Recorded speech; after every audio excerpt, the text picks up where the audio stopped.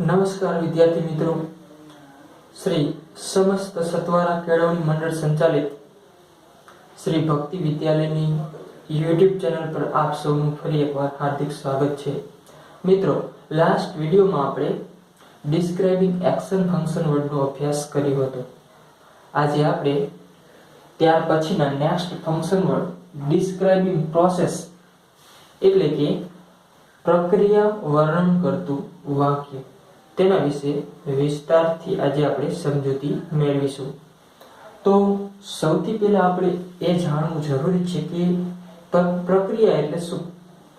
તો કે આના પહેલાના ફંક્શન વર્ડ છે આપણે ડિસ્ક્રાઇબિંગ એક્શન, તેની અંદર આપણે જોયું હતું કે માત્ર કોઈ એક જ ક્રિયાનો ઉલ્લેખ કરવામાં આવતો હતો, પરંતુ અહીંયા પ્રક્રિયા એટલે શું તો કે બે અથવા બે કરતા વધારે ક્રિયાઓનો સમાવેશ થાય ત્યારે તે પ્રક્રિયા બની જાય છે.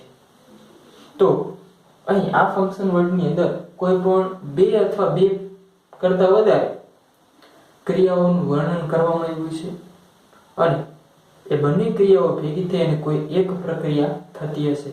તો એવી પ્રક્રિયાને વર્ણન કરતું વાક્ય હોય તેની સામે આપણે ડિસ્ક્રાઇબિંગ પ્રોસેસ જવાબ લખી શકીએ.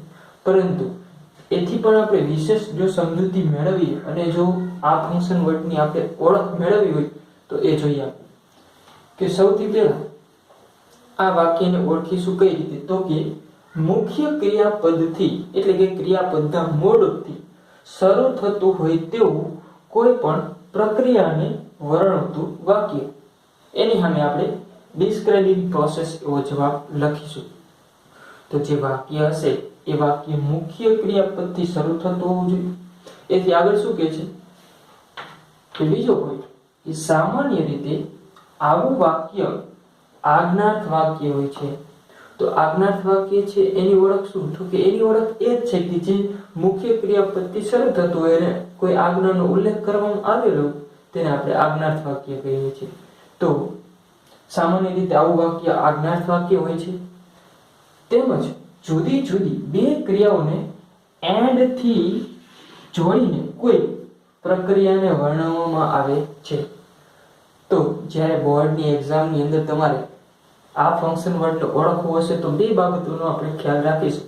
એક તો એ વાક્ય છે એ મુખ્ય ક્રિયાપદથી શરૂ થતું હોય અને એન્ડ સંયોજકથી તેને જોડવામાં આવે. તો ટૂંકમાં કહીએ તો ચાલે કે એન્ડ વાળું મુખ્ય ક્રિયાપદ વાળું વાક્ય હોય તો તેની સામે આપણે ડિસ્ક્રાઇબિંગ પ્રોસેસ લખી શકીએ. તેમ છતાં પણ આપણે થોડી આ વાત છે એનો સ્પષ્ટ ખ્યાલ આવે એટલા માટે આપણે વાક્ય રચના પણ લીધી છે. ભલે દરેક સેન્ટેન્સની અંદર આ વાક્ય રચના બંધબેસતી થાય એવું જરૂરી નથી, પરંતુ મોટા ભાગે આ પ્રકારની વાક્ય રચના પ્રમાણેના જ વાક્યો હોય છે. તો સૌથી પહેલા ક્રિયાપદનું મોઢું એટલે મુખ્ય ક્રિયાપદ, ત્યાર પછી કર્મ અથવા અન્ય શબ્દ જે હોય તે એન્ડ સંયોજક તરીકે લેશું આપણે.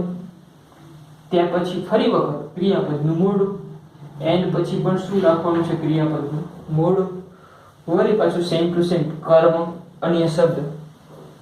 તો આ રીતની વાક્ય રચનાને આપણે ધ્યાનમાં રાખી અને કમ્પ્લીટ ધ સેન્ટેન્સ ની અંદર આપણે જવાબ લખવાનો થાય. તેમ છતાં પણ આપણે અહીં ત્રણ એક્ઝામ્પલ લીધા છે. આપણે સૌથી પહેલું એક્ઝામ્પલ છે કે ટેક એ લેમન. લેમન એટલે લીંબુ. કે ટેક એ લેમન એટલે એક લીંબુ લો એન્ડ અને cut it into two pieces કે અને તેના બે ટુકડા કરો એટલે કે બે કટકા કરો. તો એક લીંબુ લેવાની ક્રિયા છે અને બીજી ક્રિયા છે એ cut it into two pieces એટલે કે તેના બે કટકા કરો. તો આ બંને ક્રિયા છે એને એન્ડ સંયોજકથી જોડવામાં આવ્યું છે. એટલે આ વાક્ય છે એ ડિસ્ક્રાઇબિંગ પ્રોસેસ ફંક્શન વર્ડનું વાક્ય છે. હવે બોર્ડની અંદર સમજી લો કે આ અથવા તો આના જેવું સેમ ટુ સેમ બીજું કોઈ પૂછાય તો આપણે ઓળખીશું કઈ રીતે તો કે જો ટેક છે એટલે લેવું, ક્રિયાપદનું મોઢું છે. અહીં પણ કટ એટલે કાપવું, ક્રિયાપદનું મોઢું છે અને એન્ડ સંયોજકથી જોડવામાં આવેલું છે એટલે આ ડિસ્ક્રાઇબિંગ પ્રોસેસ ફંક્શન વર્ડનું વાક્ય છે. તો તેની સામે તમારે માત્ર ડિસ્ક્રાઇબિંગ પ્રોસેસ લખી દો એટલે એનો જવાબ આવી જાય. ચલો એવી જ રીતના આપણે બીજું એક્ઝામ્પલ જોઈએ કે open your book and read the first lesson. કે ઓપન યોર બુક એટલે તમારી બુકને ખોલો, એન્ડ અને રીડ ધ ફર્સ્ટ લેસન એટલે પહેલો પાઠ વાંચો. તો અહીંયા પણ આપણે જોઈ શકીએ છીએ એક તો બુકને ઓપન કરવાની વાત છે, ક્રિયા નંબર 1. બીજું છે રીડ ધ ફર્સ્ટ લેસન એટલે કે પહેલા પાઠને વાંચો, આ બીજી ક્રિયા છે. મતલબ કે આ બંને ક્રિયાને એન્ડ સંયોજક વડે જોડવામાં આવ્યું, તેથી આ પણ ડિસ્ક્રાઇબિંગ પ્રોસેસનું જ વાક્ય છે. તો આવું સેન્ટેન્સ પૂછાય તો પણ તેની સામે આપણે શું ડિસ્ક્રાઇબિંગ પ્રોસેસ જવાબ લખીશું. હજી એક આપણે ઉદાહરણ જોઈએ કે close the door and lock it. Close the door એટલે બારણાને બંધ કરો, એન્ડ લોક ઇટ અને તેને લોક મારી દો, તાળું મારી દો આપણી ભાષામાં કહીએ તો આ ત્રણ સેન્ટેન્સ છે એ આપણે ડિસ્ક્રાઇબિંગ પ્રોસેસ એટલે કે પ્રક્રિયાને વર્ણન કરતા હોય તેવા વાક્યના ઉદાહરણ લીધા છે. હજુ પણ આપણે આગળ વધારે એક્ઝામ્પલ્સનો મહાવરો કરીશું, તેને યાદ રાખીશું, કારણ કે ઘણી વખત બોર્ડની અંદર બેઠા એક્ઝામ્પલ છે એ પૂછાતા હોય છે. તો આપણને ખ્યાલ છે કે 3 રીતે આ ફંક્શન વર્ડ છે એ પૂછાતું હોય છે. તો એક તો આપણે આઈડેન્ટિફાઈ ધ ફંક્શન એટલે કે ફંક્શન વર્ડને ઓળખવામાં, ત્યાર પછી કમ્પ્લીટ ધ સેન્ટેન્સ ની અંદર, અને ત્રીજું છે એ કમ્પ્લીટ ધ ડાયલોગ્સ ની અંદર પૂછાતું હોય છે. તો હવે આપણે આગળ બીજા જે એના સેન્ટેન્સ છે, એક્ઝામ્પલ્સ છે એને યાદ રાખીશું અને પાકા કરીશું અને સમજીશું. હવે એથી આગળ આપણે જોઈશું કે હવે બોર્ડની એક્ઝામની અંદર કમ્પ્લીટ ધ સેન્ટેન્સ ની અંદર જો આ ફંક્શન વર્ડ પૂછાય તો કઈ રીતે પૂછાય અને એનો જવાબ આપણે કઈ રીતે લખી શકીએ એ જોઈએ આપણે. તો અહીંયા આપણે ચોથું એક્ઝામ્પલ લીધું છે કે ગો સ્ટ્રેટ એટલે સીધા જાઓ, and take a left turn. Take a left turn એટલે ડાબી બાજુ વળાંક લો, મતલબ કે ડાબી બાજુ વળી જાઓ. તો અહીંયા આપણને કીધું છે, અહીંયા સુધીનું આપેલું કે ગો સ્ટ્રેટ અને પાછળ અહીંયા અંડરલાઈન કરેલી છે એટલો જવાબ આપણે કમ્પ્લીટ ધ સેન્ટેન્સ ની અંદર અધૂરું વાક્ય પૂરું કરવાની અંદર પૂછાય. તો આ સેન્ટેન્સ છે એને તમે બેઠું જ પૂછાય તો એ યાદ રાખેલું હોય તો ખ્યાલ આવે, અને એની વાક્ય રચના સાથે આપણે ધ્યાન રાખીશું. કે સૌથી પહેલા સમજી લ્યો કે ગો સ્ટ્રેટ એટલે ગો છે એ ક્રિયાપદનું મૂળ રૂપ છે, સ્ટ્રેટ એટલે અન્ય શબ્દ છે કે સીધા જાઓ. હવે અહીંથી આપણને ખબર પડવી જોઈએ કે આ ખાલી જગ્યા છે એની અંદર એન્ડ આપણે સંયોજક તરીકે મૂકવું પડશે. એટલે પહેલું કામ આપણે શું કરીશું, એન્ડ મૂકવાનું, એન્ડ પછી ક્રિયાપદનું મૂળ રૂપ લેવાનું. તો અહીંયા આપણે એવું કેવું છે કે સીધા જાઓ અને ડાબી બાજુ વળાંક લો.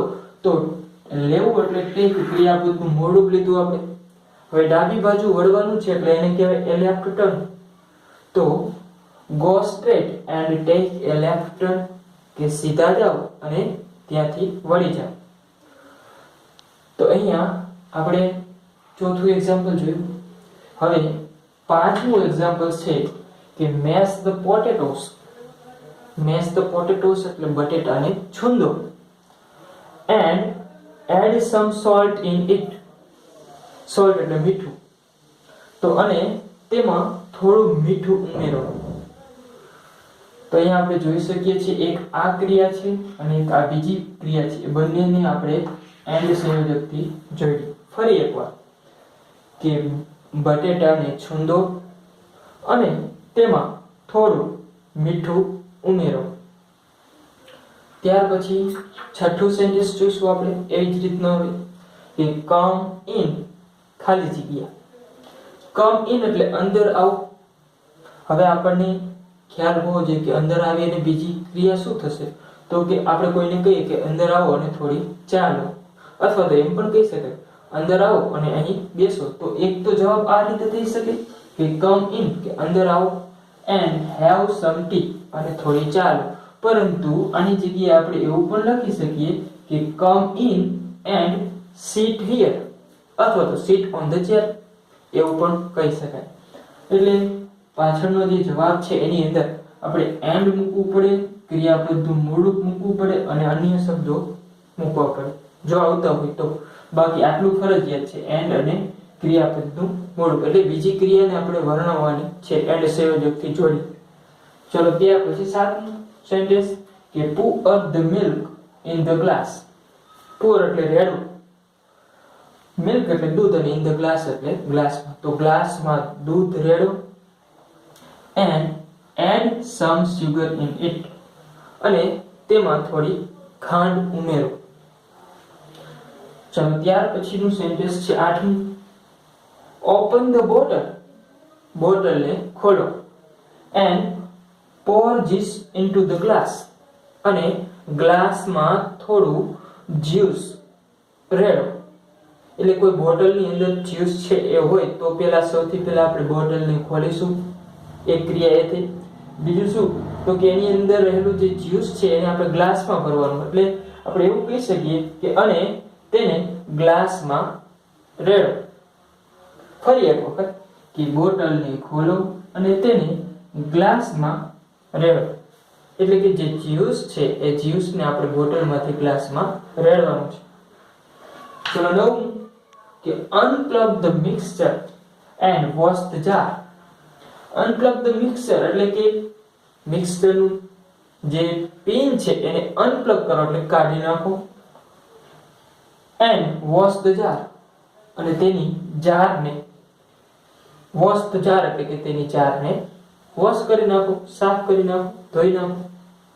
ચાલો ત્યાર પછી 10મું, open the box and take out the mobile. કે બોક્સને ખોલો અને મોબાઈલને બહાર કાઢો. એટલે નવો જ મોબાઈલ આપણે લીધો હોય તો જ્યારે આપણે એવું કોઈને કહેવું હોય કે બોક્સને ખોલો અને મોબાઈલને બહાર કાઢો તો આવું કહી શકીએ કે open the box and take out the mobile. Clear? ચાલો ત્યાર પછી 11, સ્વિચ ઓફ યોર મોબાઈલ, કે તમારા મોબાઈલને સ્વિચ ઓફ કરી દો એન્ડ એન્ટર ધ ક્લાસ, અને ક્લાસમાં પ્રવેશ કરો. તો જ્યારે બોર્ડની એક્ઝામ હોય અથવા તો કોઈ પણ એક્ઝામ હોય તો તેની અંદર આવી સૂચના આપણે જોઈએ છે કે switch off your mobile and enter the class, કે તમારા મોબાઈલને સ્વિચ ઓફ કરી અને ક્લાસમાં પ્રવેશ કરો. ત્યાર પછી 12મું સેન્ટેન્સ છે કે take a cup of milk, એટલે એક કપ દૂધનો લો એન્ડ એડ સમ સુગર, તેમાં થોડી ખાંડ ઉમેરો, વોટર એટલે પાણી ઉમેરો, ટી લીવ્સ એટલે ચા પત્તી ઉમેરો, એન્ડ બોઇલ ઇટ, અને તેને ઉકાળો. તો આ એક ચા બનાવવાની રીત છે, મતલબ કે પ્રક્રિયા છે. તો હવે અહીં આ જે આપેલા સેન્ટેન્સ છે તેનો તમે ગુજરાતીકરણ સાથે અભ્યાસ કર્યો, તેને સમજો, યાદ રાખો, અને બોર્ડની એક્ઝામની અંદરથી જો આ બેઠા એક્ઝામ્પલ આવે તો તેની સામે તો સીધા આ અંડરલાઈન કરેલા જવાબ જ લખવાના થાય. ઘણી વખત એ બેઠા એક્ઝામ્પલ જ મોસ્ટ ઓફ આપણે લઈ લઈએ છીએ, એટલા માટે તો યાદ રાખી લેશો એટલે કામ થઈ જશે.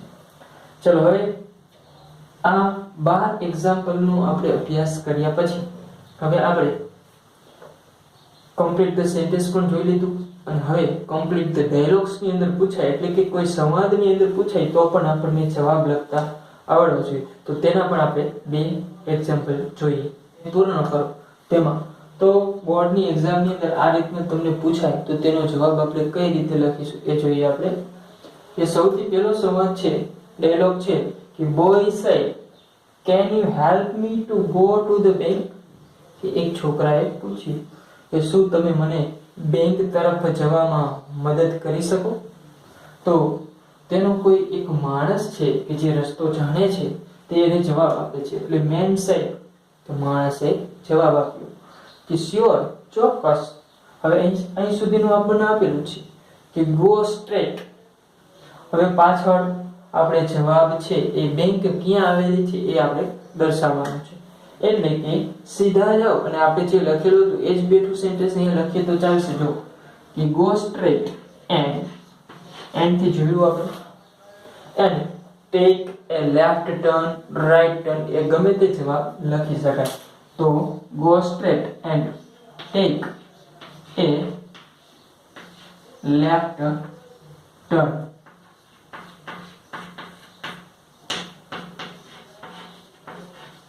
રાઈટ ટર્ન પણ લખી શકાય, ગમે તે બાજુ હોઈ શકે છે. ચલો તો બીજો સવાલ લઈશું હવે આપણે કે રોહન સે કે mom can you help me to make tea, કે શું મમ્મી તું મને ચા બનાવવામાં મદદ કરી શકે, એટલે કે ચા કેવી રીતે બનાવી શકાય તેની મને તું પ્રક્રિયા વર્ણન, એવું કહેવાનો મતલબ છે. તો એનો જવાબ છે એ એની મધર એટલે કે એની માતા આપે છે એ શ્યોર કે take a cup of milk, કે એક કપ દૂધનો લે. હવે આપણે એન્ડ થી જોડવાનું છે, and add some sugar, add some sugar,